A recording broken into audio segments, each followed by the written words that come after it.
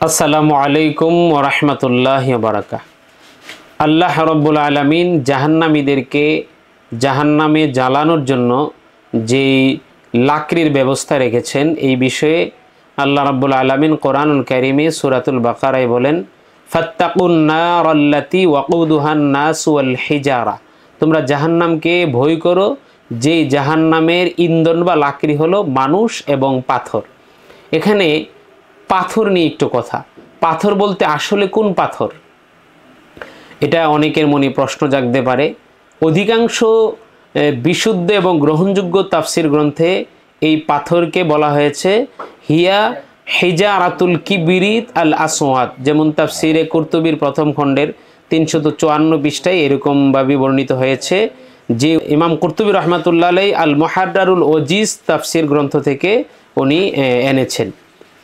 তো এখানে যে কিবরিত পাথর, কিবরিত আল আসওয়াদ, এই কিবরিত পাথরকে জাহান্নামীদের জন্য লাকড়ি হিসাবে আল্লাহ শনাক্ত কেন করেছেন, এখানে তাফসির কুরতুবিতে বর্ণিত হয়েছে যে খুসসাত বিযালিকা লিআন্নাহা তাজিদু আলা জামিল আহজারে বিখামসাতি আনওয়াইন মিনাল আযাব।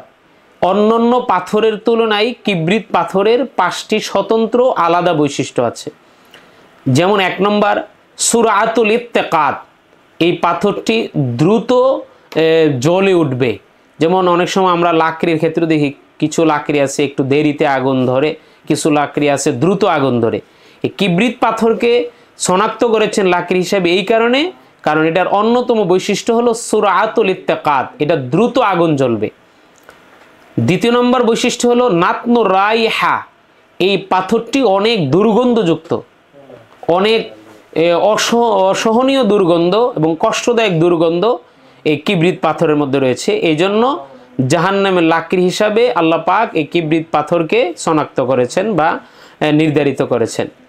3 নম্বর হলো কাসরাতুদ দুখান, এই কিবরিত পাথর দ্বারা যে আগুন জ্বালানো হবে সেই আগুনের ধোঁয়া অন্যান্য পাথর বা অন্যান্য উপকরণ থেকে যেই আগুন জ্বলবে সেই তুলনায় কিবরিত পাথরের আগুনের ধোঁয়া হবে বেশি।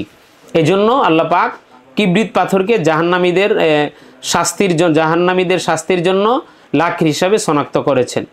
4 নম্বর হলো শিদ্দাতুল ইলতিসাক বিল আবদান, কিবরিত পাথর মানুষের শরীরের সাথে জাহান্নামীদের চেপে লেগে থাকবে, যেটা জাহান্নামীদের জন্য অতি কষ্টের কারণ হবে। অন্য পাথরের তুলনায় এই কিবরিত পাথরের শিদ্দাতুল ইলতিসাক বিল আবদানটা বেশি। অন্য পাথরের একটু শরীরের সাথে চেপে থাকা বা লেগে থাকার সম্ভাবনা বেশি, নমনীয়তা হওয়া বা নরম হওয়ার গুণ বেশি বিধায় আল্লাহ পাক এই জাহান্নামীদের শাস্তির জন্য সে আগুনকে প্রজ্বলিত করার জন্য কিবরিত পাথরকে আল্লাহ পাক ব্যবহার করবেন। 5 নম্বর হলো উওয়াতু হাররিহা ইযা হামিয়াত, এই কিবরিত পাথরের আগুন হবে অতি গরম, অত্যন্ত গরম হবে, অসহ্যনীয় হবে, কষ্টদায়ক হবে, যেটা কোনোভাবে সহ্য করার মতো নয়।